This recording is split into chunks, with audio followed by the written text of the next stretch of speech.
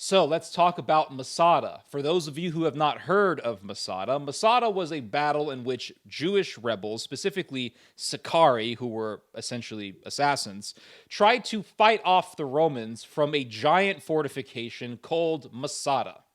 And realizing they were going to lose, these Jewish rebels committed mass suicide. So Masada really turned out to be mass suicide. And I'm talking Branch Davidian, Jonestown level cult suicide. These guys butchered each other. And it was brutal. They first murdered their own wives and children, and then they murdered each other until there was one guy left. And he took a sword and plunged it into his heart like a Japanese samurai. But we hear a common narrative that goes something like this. These were Jewish heroes who were fighting for the liberty and for the dignity of Israel. They chose death over tyranny. They chose death over slavery. They chose death over being enslaved to the tyrannical Roman Empire.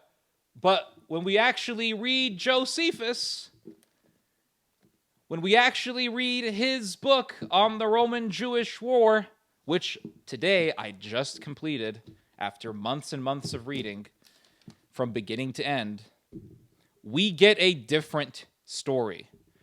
What we get is a bunch of Jewish rebels who murdered other Jews. These people weren't fighting for Israel. They weren't fighting for the dignity of the Jewish people. No matter how much they thought they were, they weren't. They were Jewish heroes fighting for the liberty of Israel. No, they weren't. No, they weren't. These were people who were fighting for their own weird utopian vision of a pure Jewish land. And in their pursuit of this utopian vision, they murdered their own people in cold blood. They murdered innocent people. Why? Because these people said, why are we fighting the Romans?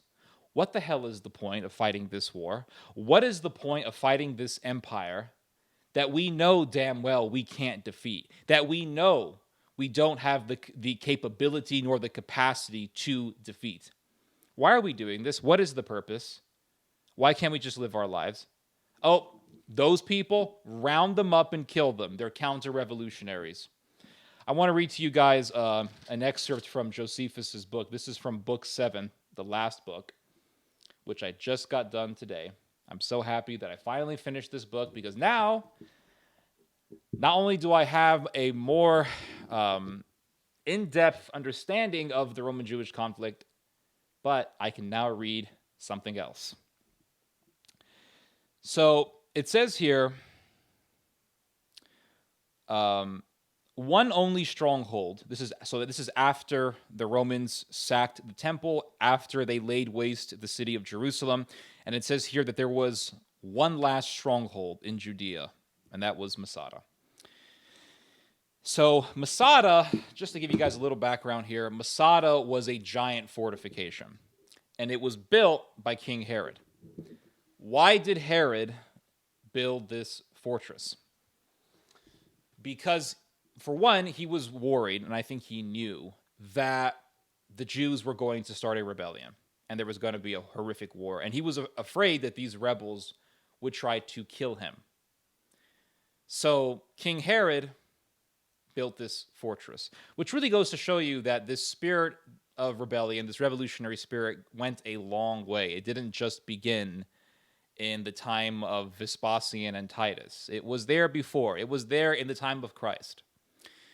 Secondly, Herod was worried that Queen Cleopatra was going to entice Anthony to have him assassinated because she wanted to control Judea. So he was worried about an assassination, but he was also worried about a coup. So in case there was a rebellion against him, he would simply run to the desert and live in this fortress. The fortress was extremely well built, and there was an immense amount of food that was stored in this fortress. from the time of Herod.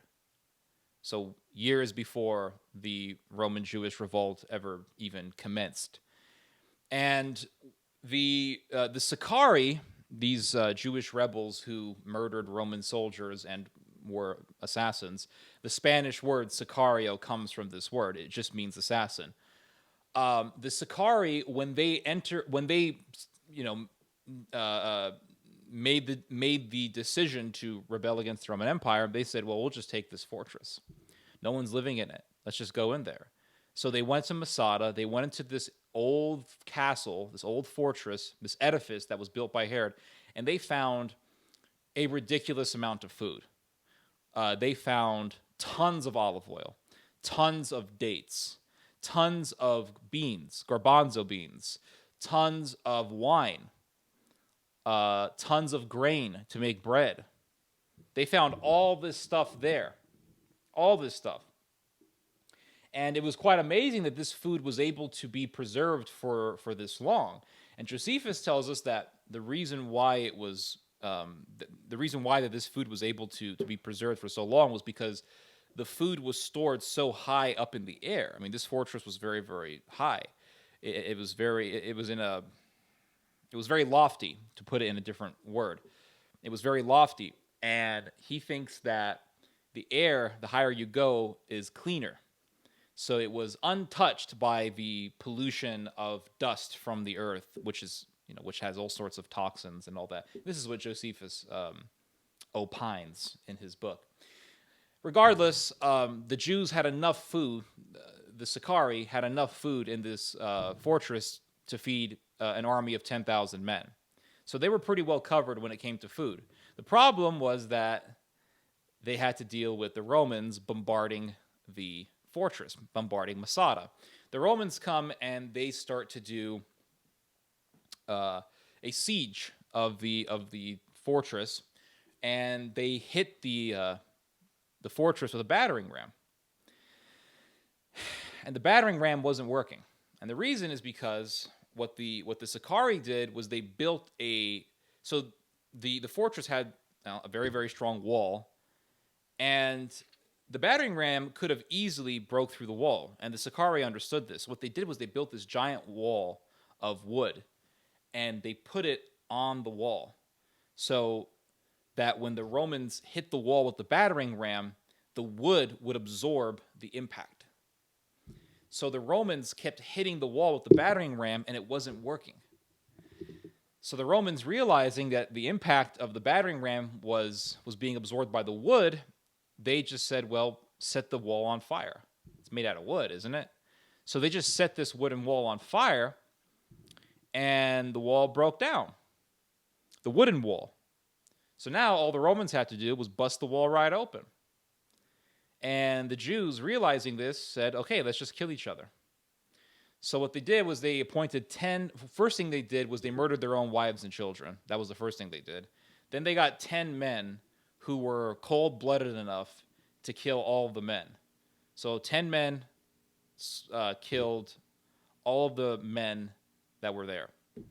And, well, it was probably more than that, but I'm pretty sure I read 10 men.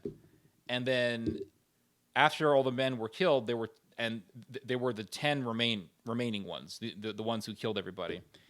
And they all killed each other until there was one guy left. And then he took a sword and he plunged it into his body like a Japanese samurai. But when the Sicarii took Masada, these people, they weren't these wonderful nationalists who were fighting for the preservation of the Jewish people. These were people who murdered their own. So I want to read to you guys this excerpt from Josephus, and it says here, one only stronghold that was still in rebellion, he got all his army together that lay in different places and made an expedition against it. This fortress was called Masada. It was one Eleazar, a potent man, and the commander of these Sicarii, that had seized upon it. So the Sicarii were led by a guy named Eleazar. So it says here that Eleazar was the descendant of a man named Judas, who had persuaded abundance of the Jews, as we have formerly related, not to submit to the taxation when Cyrenius was sent into Judea to make one. So the Sicarii, they were led by this guy named Eleazar, whose ancestor was a guy named Judas, who started a rebellion against the Roman Empire over taxation. So these were tax evaders, essentially. And again, it reminds us of what Jesus went through.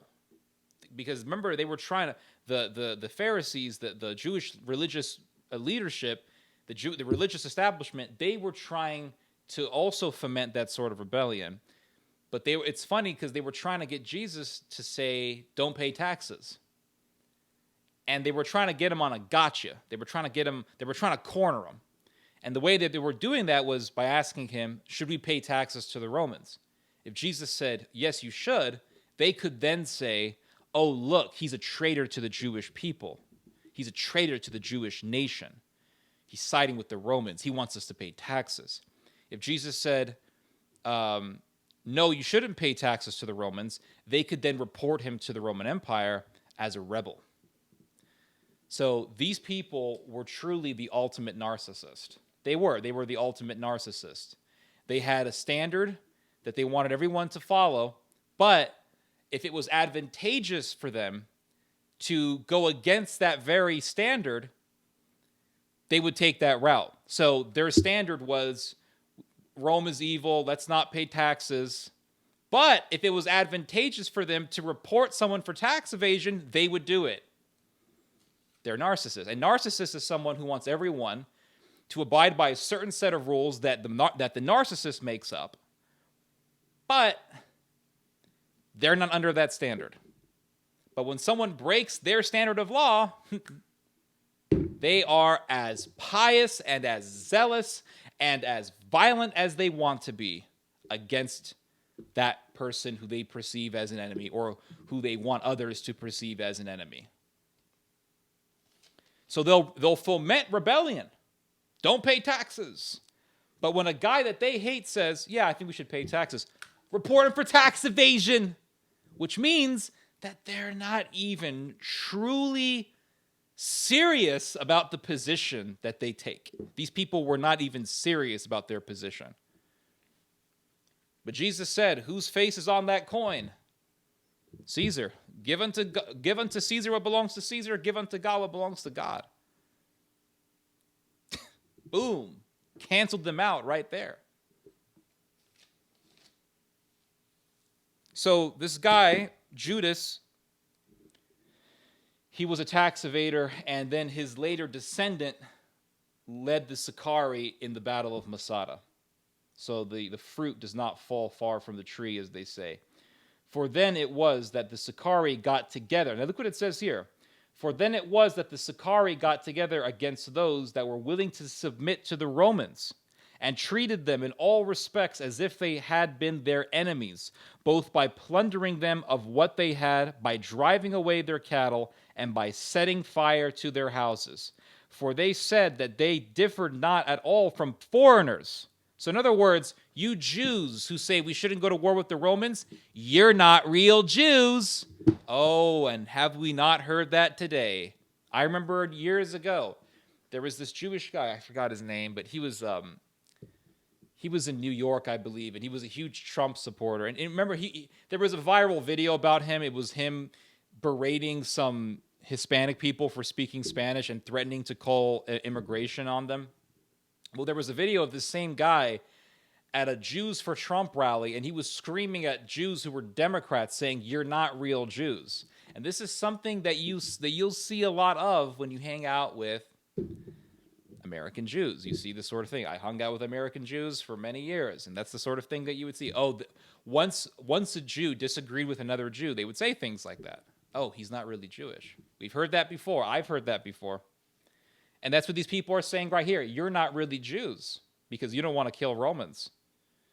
It's amazing. It's amazing that spirit that Jesus confronted, it's right there manifesting in its full form in the Roman-Jewish conflict.